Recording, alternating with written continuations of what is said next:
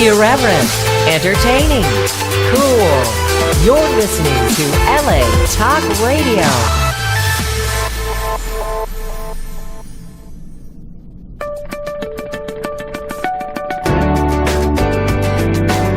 You're listening to The Innervoice with Dr. Foojan Zeine, only on LA Talk Radio.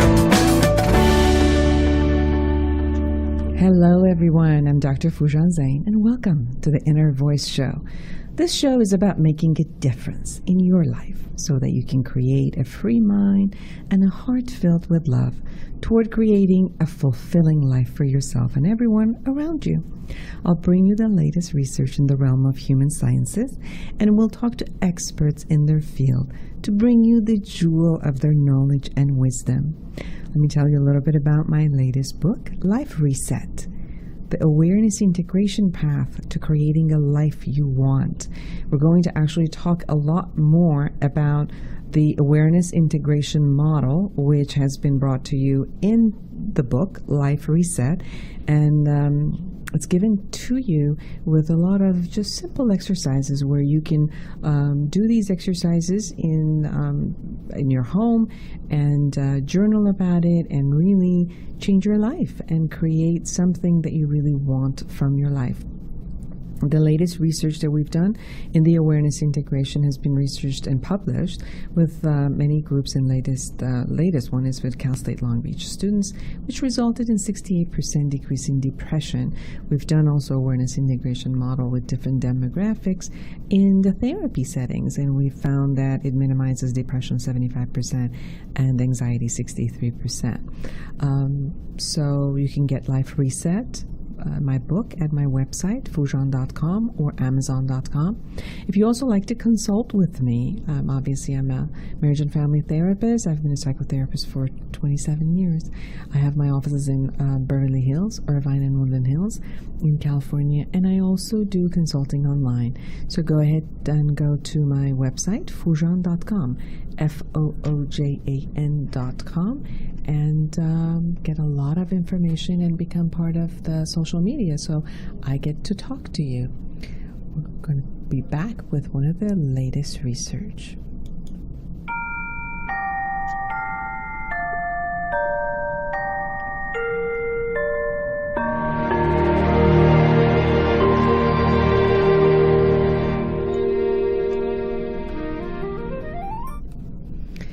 So how do we build emotional intelligence in our children? There is an article in Huffington Post by Anna Patridge. You've probably heard a term in emotional intelligence many times, but what is it? What does it exactly say? And emotional intelligence, or emotional quotient, is a person's ability to identify, evaluate, control, and express their emotion. It helps us communicate with others, negotiate situations, and develop clear thought patterns. The leading psychologist and author Daniel Goleman, in his book, Emotional Intelligence, Why It Can Matter More Than IQ, which was published in 1996, said that emotional intelligence is a more important measure of how successful a person is than IQ. Goleman's revolutionary ideas around the science behind EQ started the movement toward incorporating EQ into many organizations and school curriculums. IQ measures a person's academic intelligence, whereas EQ measures emotional intelligence, a person's ability to interact with others, or social intelligence. People with high IQ do not always have social intelligence and may lack the skills to be successful in many current environments. Now, the research that has been carried out in Carnegie Institute of Technology highlighted 85% of financial success is due to skills in human engineering, including your personality, ability to communicate, negotiate, and lead. And only 15% is due to the technical knowledge. So people with a strong EQ make good leaders and managers and are better at working collaboratively in team environments. So how do we foster emotional intelligence in our children? That is exactly what we're going to talk about today. And we're going to talk about how the awareness integration model also supports creating the emotional intelligence. So we'll be right back with Eileen Manoukian, the director and founder of GEM Educare. We'll be right back. Listen to Sean Galloway, I Choose Love.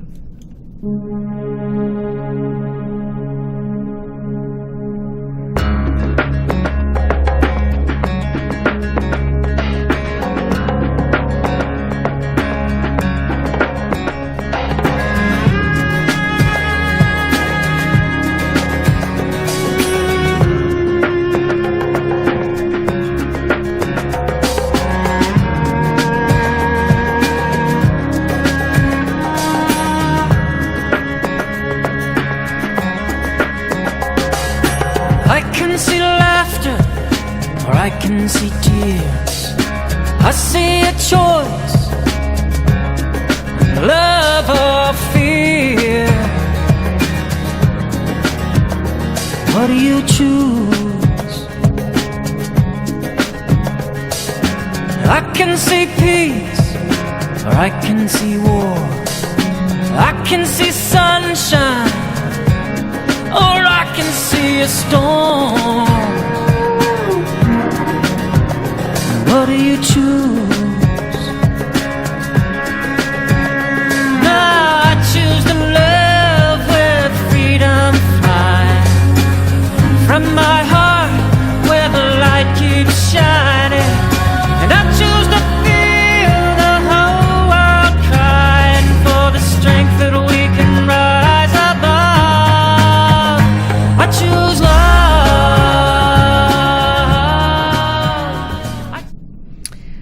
Hello, Eileen Manoukian, one of my greatest friend and the founder and director of GEM Educare right here in Tarzana, California. It's childcare, daycare, and preschool.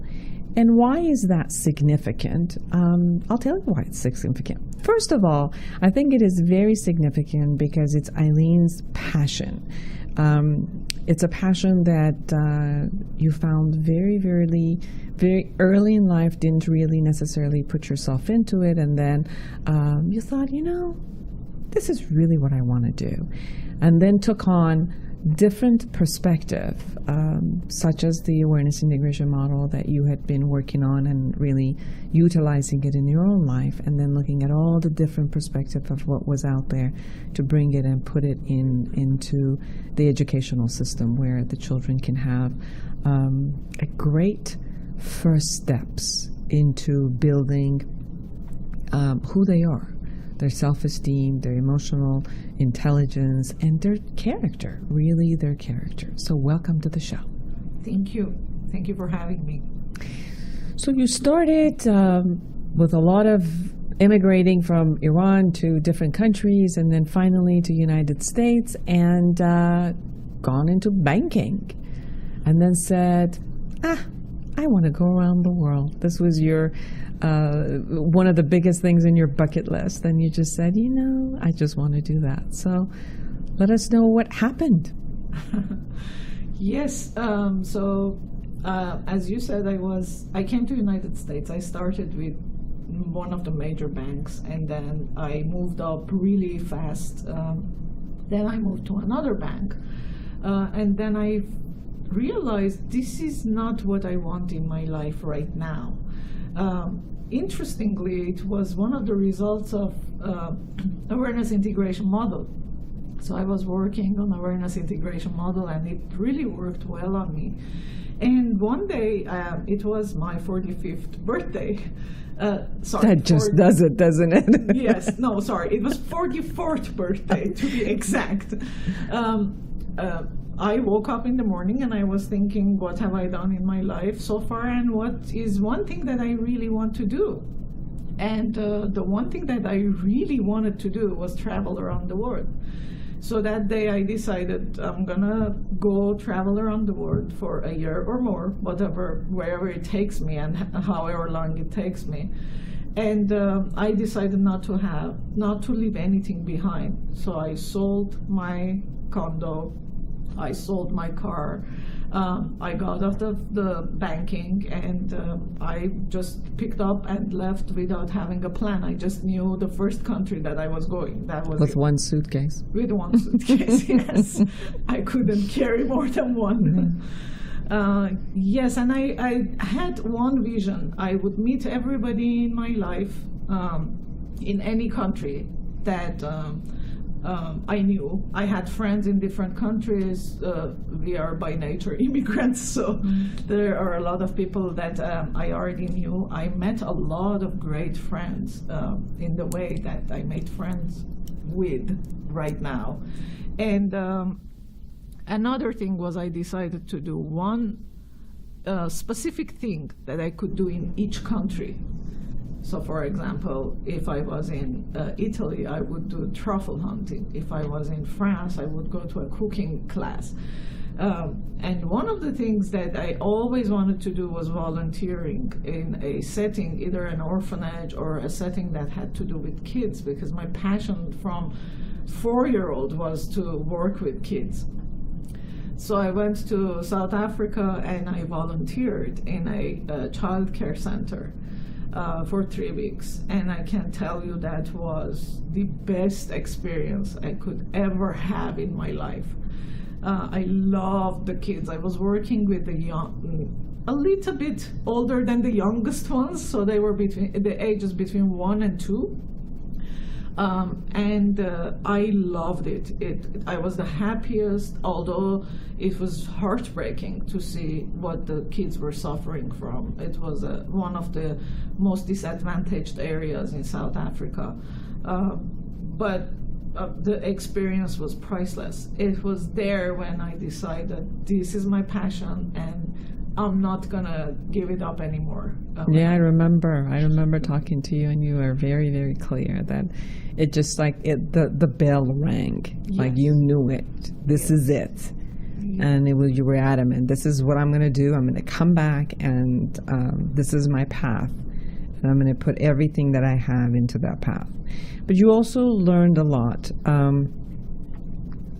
in the setting that you were seeing. Yes. Of how the children were playing, and how the play base was supporting a fun environment for learning and making learning really not only experiential but fun. And you had your ideas about how you wanted to create the daycare and the child care and preschool, not only into the system that it is, but also something that it isn't, and something that it can be. And I know that you came back and you have an MBA already, and then you decided to go back for your doctorate in early education. So you're a doctorate candidate. Yay! She's going to be Dr. Eileen Manoukian any day now. And you studied a lot of the different daycare and childcare and educational systems around California, to know what systems are already here and how their effect is, and to look at what you wanted to create based on what your experience was, your internal experience having with the awareness integration model plus play-based. And now you keep adding to it as storytelling, and you just keep adding different experiences that could make the learning in an experiential way. Correct. So after I decided to start to work with kids when I come back from my travels, I started looking into the countries that I traveled after South Africa to see how their child care system works, like in Japan, in China, in Cambodia, in Bolivia, a lot of other countries that I traveled after I left South Africa. And I could see how happy the kids were in that child care center I was in South Africa, and how excited they would get about learning stuff. although most of them didn't have running water at their homes. They didn't have electricity. They were coming from a family that the parent was affected by HIV or gang-related violence. But still there was a spark in these children that was rare in a lot of other places that I went and I saw. And as you said, as we mentioned, when I came back to the United States, I also went around to many child care centers to see what they were doing. I did a lot of studying on Montessori, on Waldorf, on Reggio Emilio. Even I traveled even to San Jose because they had one unique child care center that I wanted to see with my own eyes. And after I started studying for my doctorate, again, it's very specialized for young children's education. It's educating children from prenatal to 8 years old. That's what my doctorate program is about. And I see what the differences are and what is missing from our programs.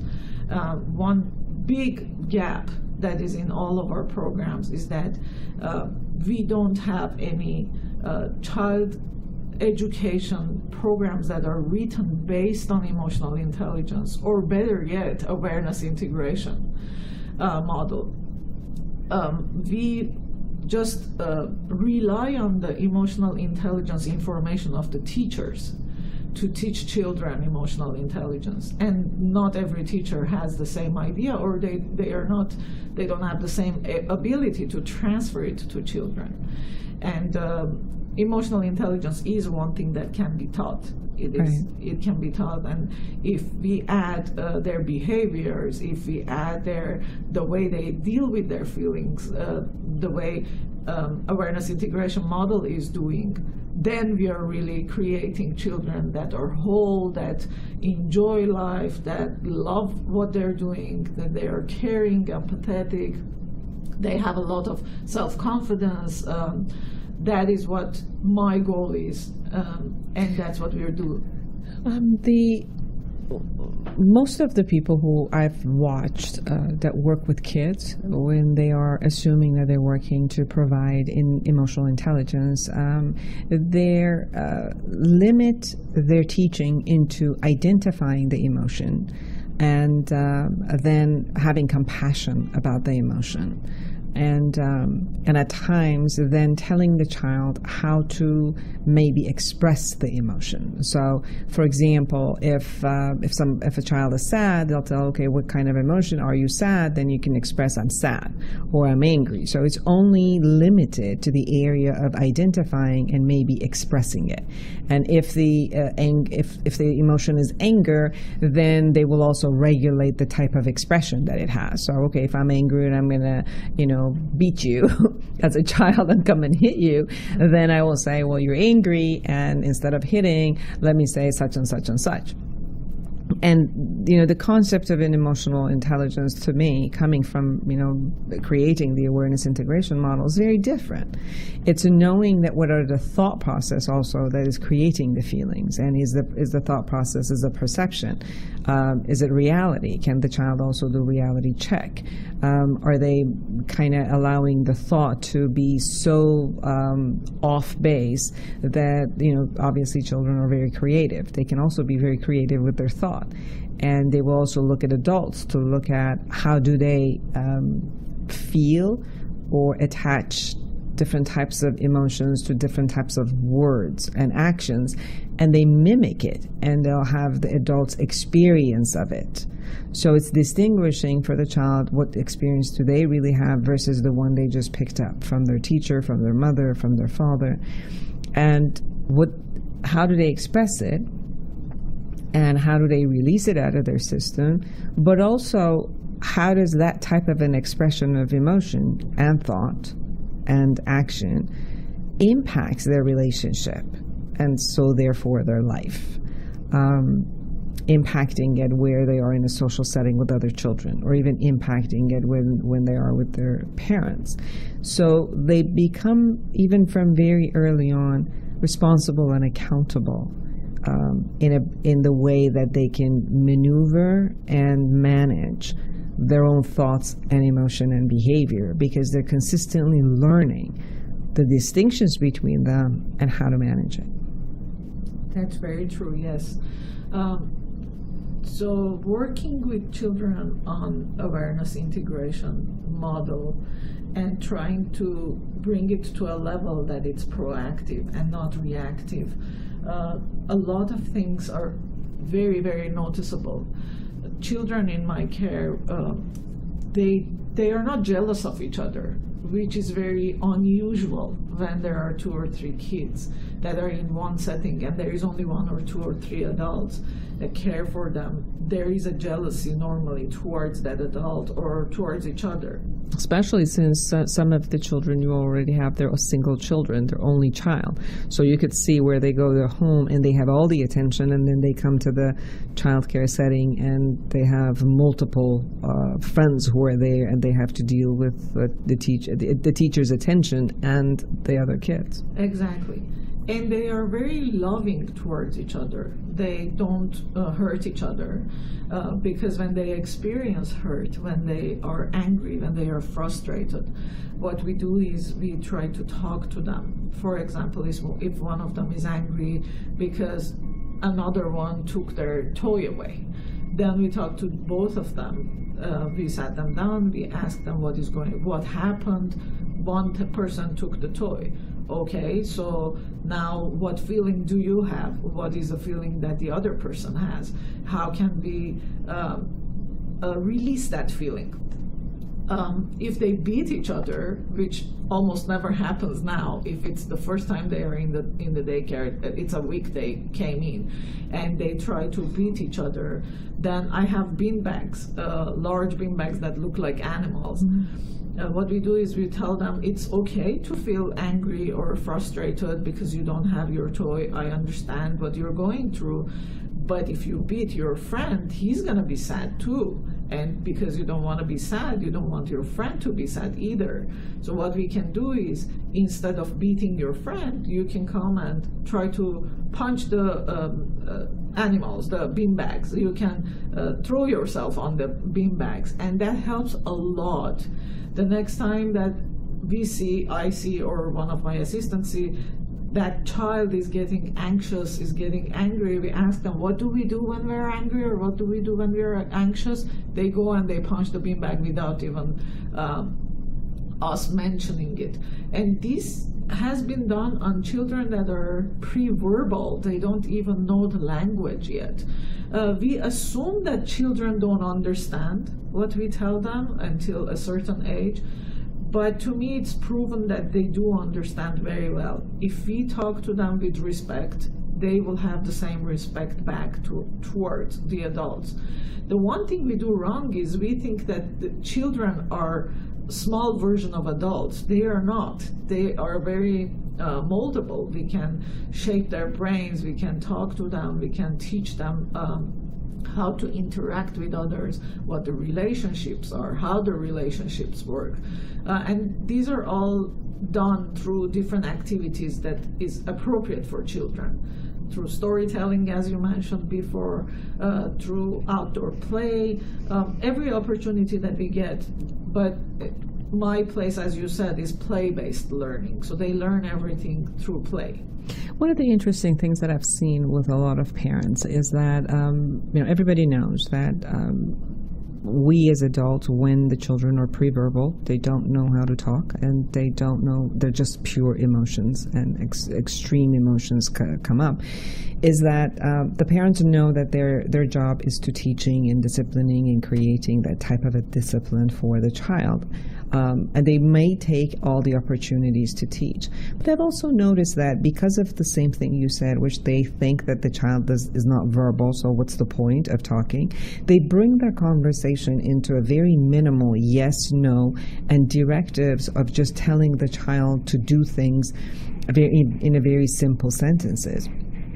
Although I've noticed, and with our work with the children, is that children understand the context of what you say to them. There's a lot more that happens in the nonverbal language as you are explaining with your language and with the sentences. And obviously you want to bring the sentences into the realm of a child and not talk to somebody who, has a PhD, but to complete your sentences and go ahead and explain the logic behind why you say that a child should do something or not to do something. Because you're also building their logic. Because a child, although their rationality might be and their brain and frontal cortex be set up later around 10 years of age, but throughout the time, they are still creating logic through their emotions. And instead of just allowing them to have their own perceptual logics out of things, it's much better when the grown-ups are explaining that if I don't want you, that if you're angry and you're hitting someone, instead of just saying no, go to the corner, it's more like what happens inside of you, what are you thinking that creates that anger, what's going on with you in that anger, where, how do you hold the anger, where is it in your body? So part of what you were talking about is also showing them how to release it, but also how to come back and talk about the anger, or if you want something, how to come back and ask for it. And even if you're doing it in a nonverbal, like holding your hands, like little kids do, then they want to hug or something, they'll hold their hands or they'll show you. So even with nonverbal cues, when you're saying it, they will follow you and listen to you. And their logic becomes part of what you're teaching them, so that it continues. The logic continues versus just, okay, here, don't hit this cousin, but it's okay to hit the other cousin, or you can hit and bang your head somewhere. So it shows that the logic means that I don't want you to hurt yourself or hurt anybody else. It's okay to be angry, but let's figure out how to release it and then how to talk about it. So I think explaining and distinguishing between the thought and the emotion and the behaviors and all of that support not only the adult to guide their child or their students into the space of a supportive logic, where they can take this logic and build on it.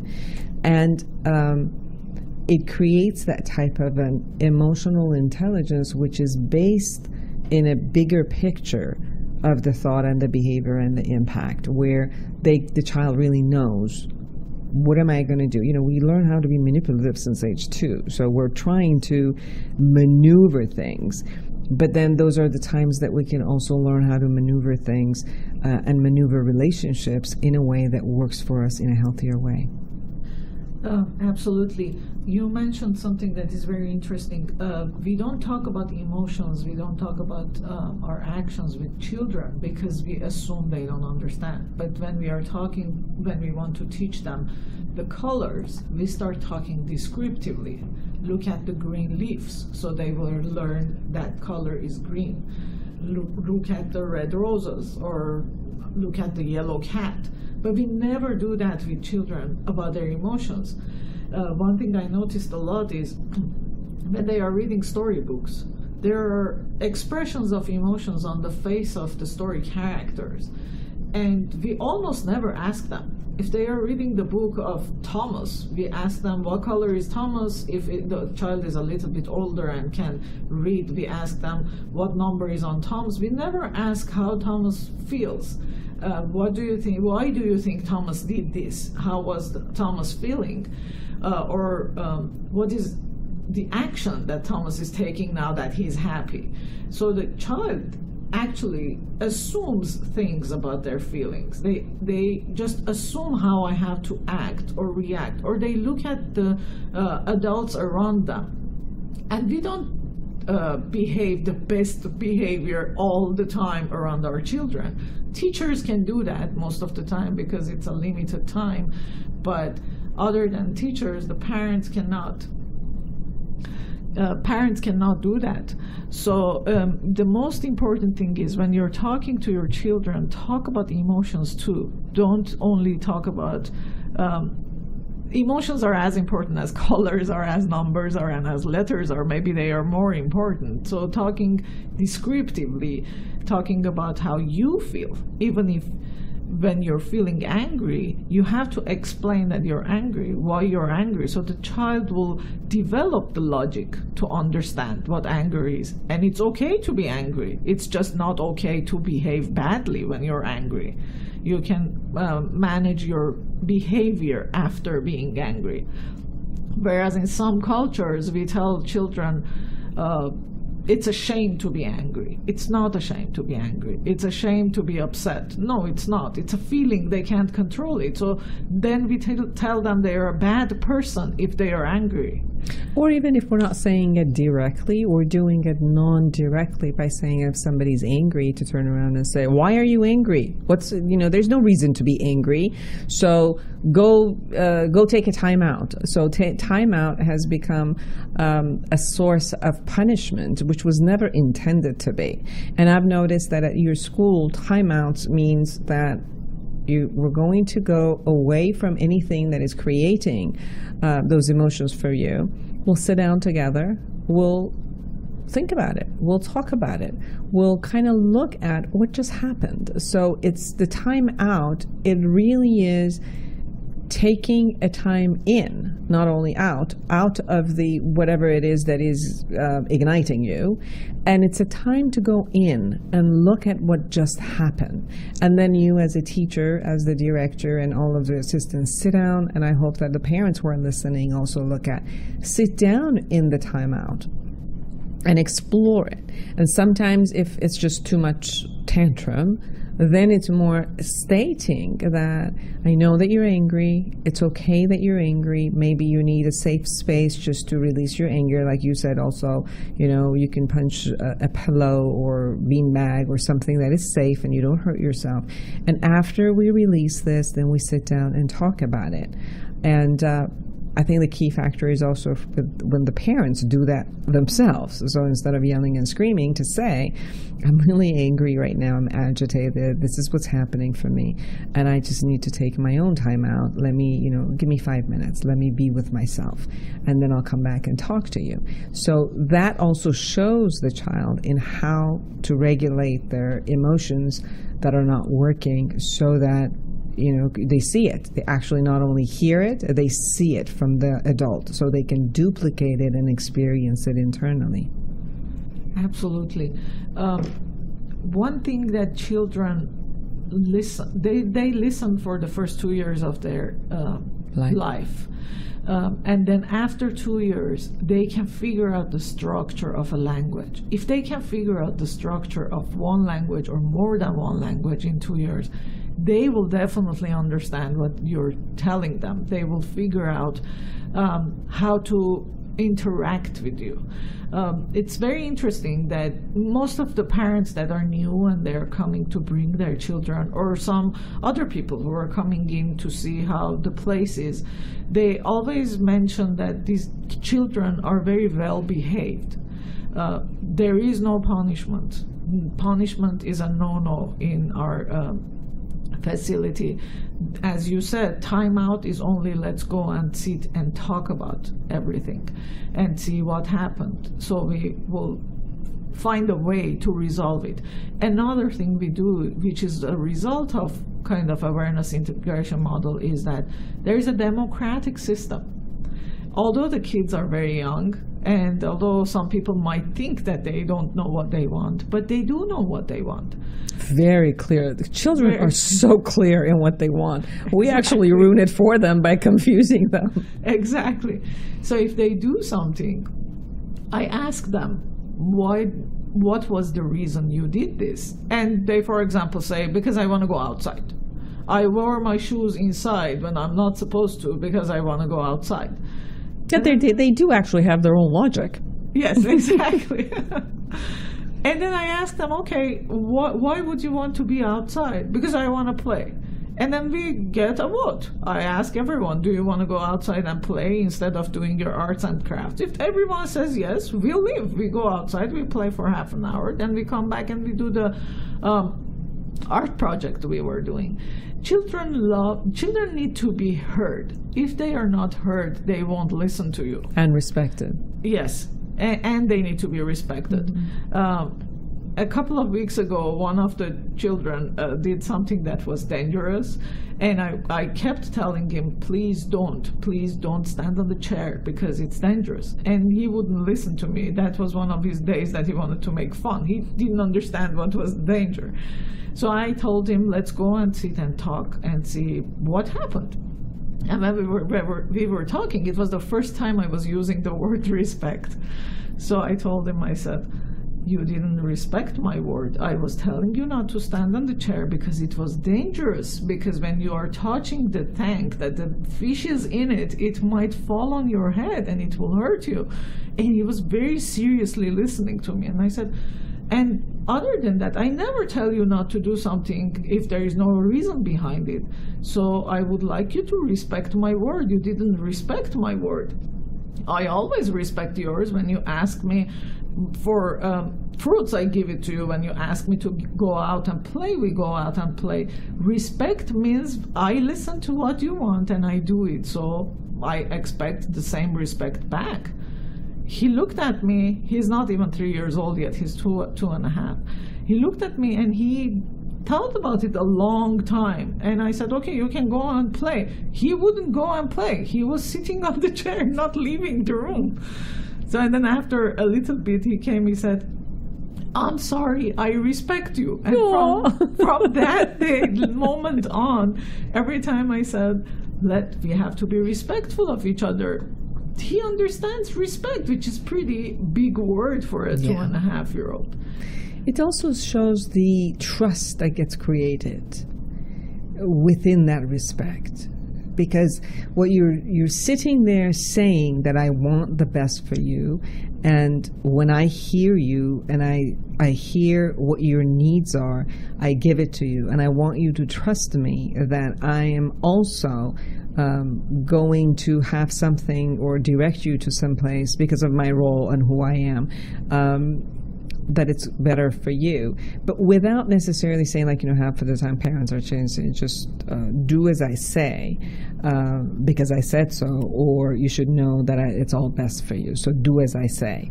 And this is very different. It's not about a do as I say. It's more like it's a reciprocal relationship, and that's why it raises the emotional intelligence, because it talks about it's a reciprocal relationship.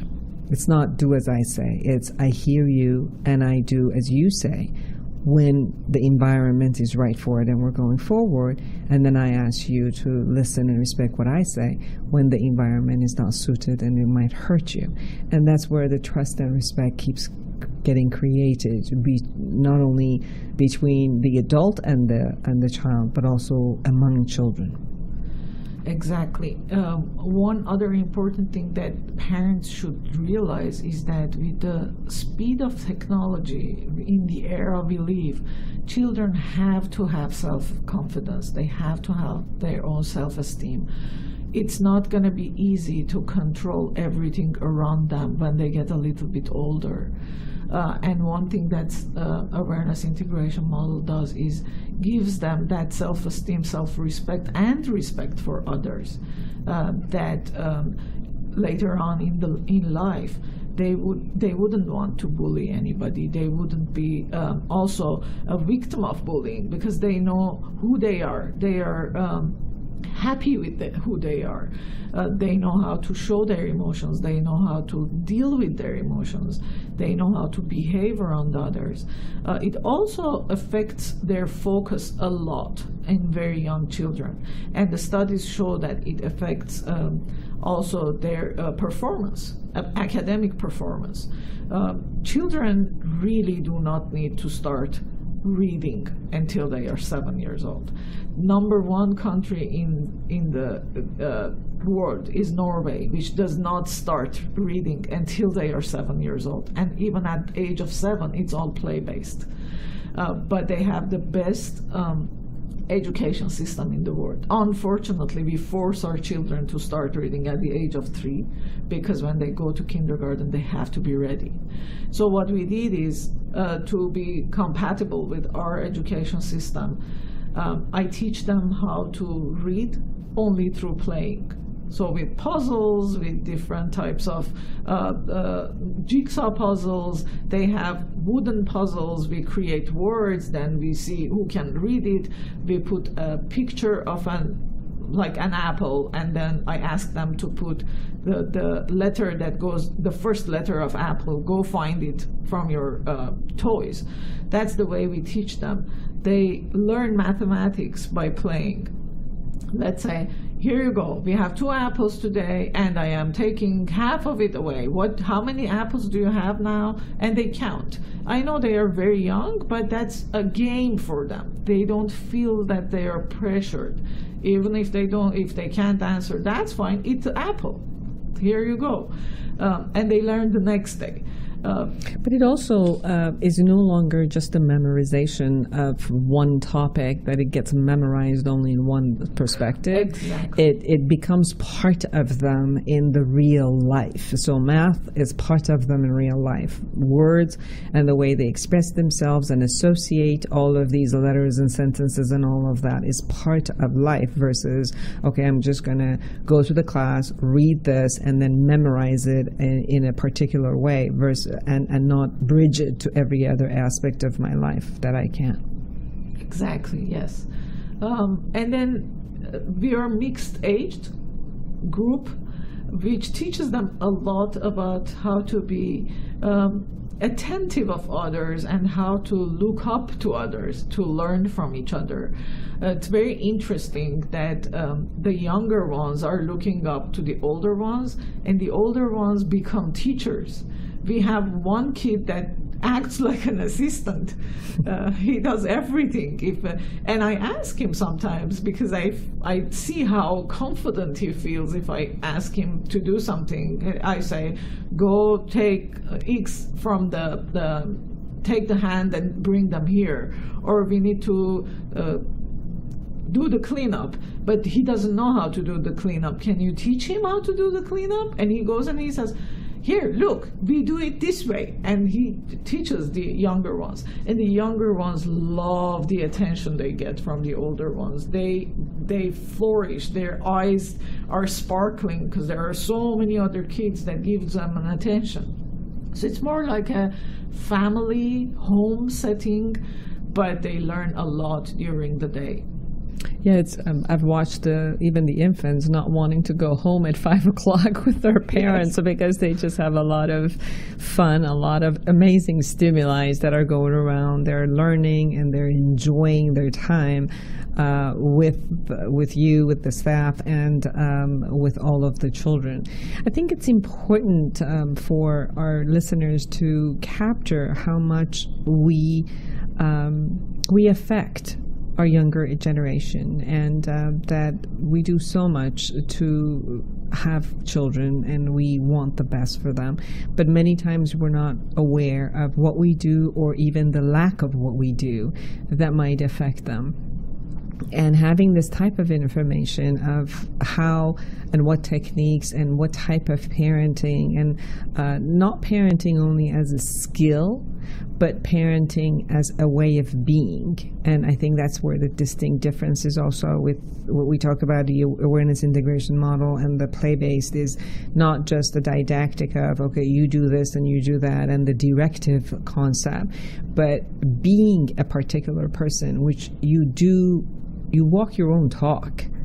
You do what you think that your children should be doing, and you live it, and you express it, and you talk about it, and you live that way. And therefore, your children are also experiencing who you are in your action, in the way that you are, and the things that you say. They watch you, and they will mimic that. So sometimes they mimic you without understanding. So when you act a particular way and then explain it, then they put the logic closer to the action that they're seeing, and they develop that type of a logic and emotions that go with it and the behaviors for a healthy life. So it takes every single person to first work on themselves and be the person they want to be for their own next generation as a role model for the next generation. Because whether you like it or not, by the time they get to be a teenager, they'll make you look at yourself, right? Exactly. Yes, definitely. If not before that. Yeah. Yeah. Right now they're starting much younger. So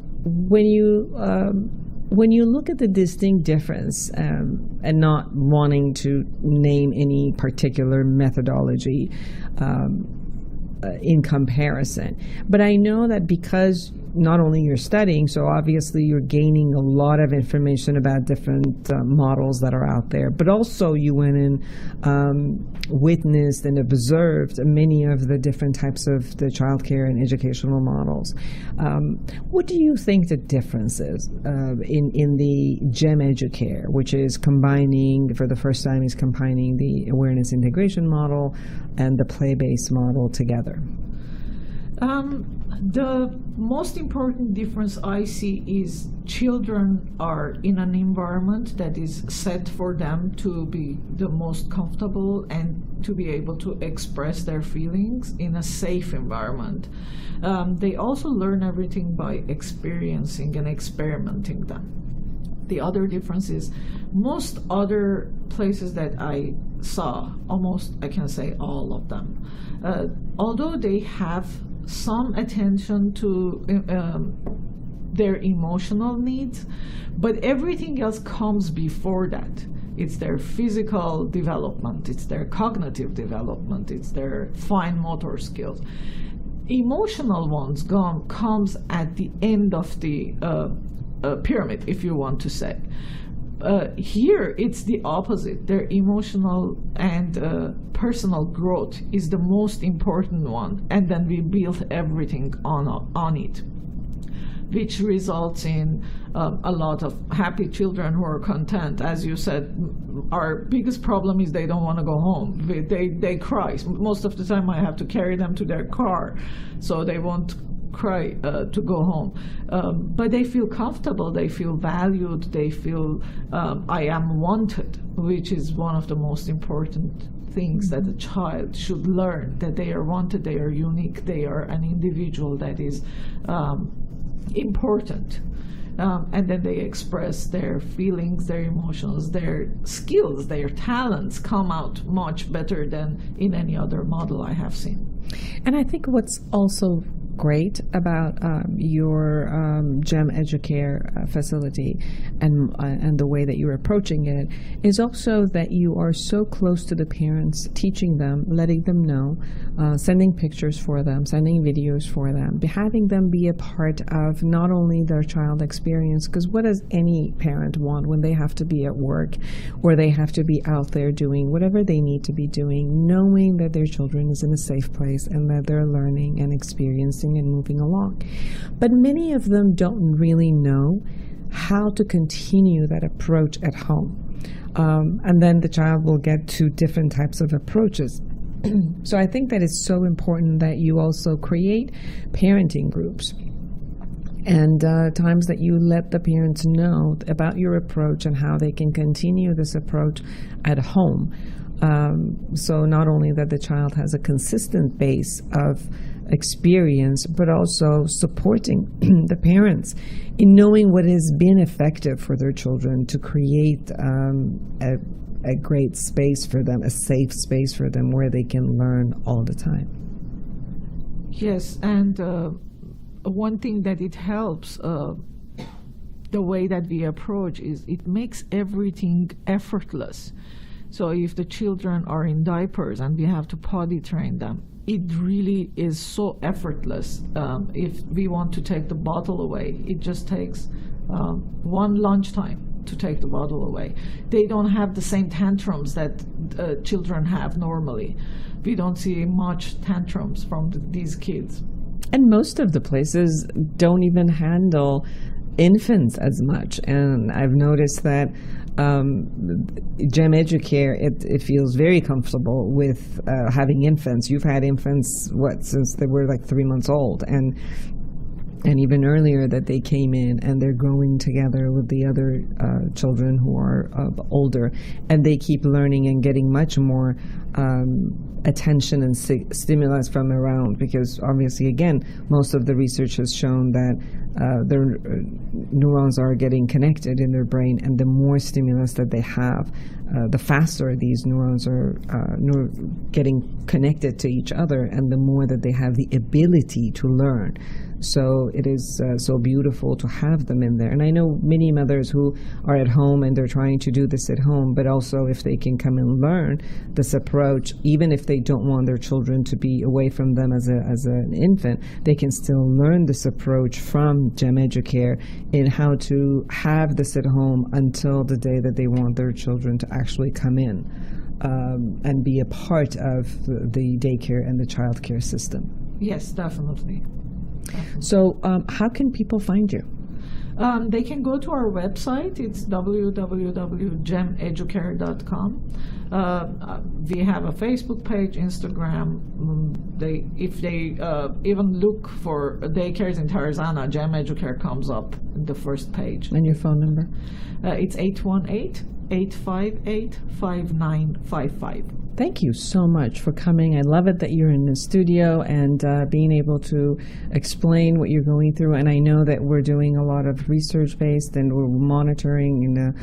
We have twins. We have a lot of different group with different ethnicities and different languages who are there.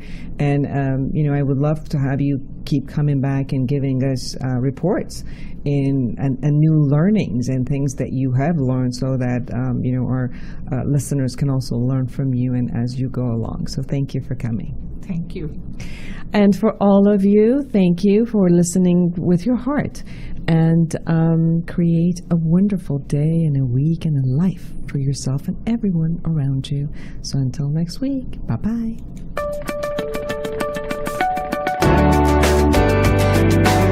You're listening to The Inner Voice with Dr. Foojan Zeine, only on LA Talk Radio.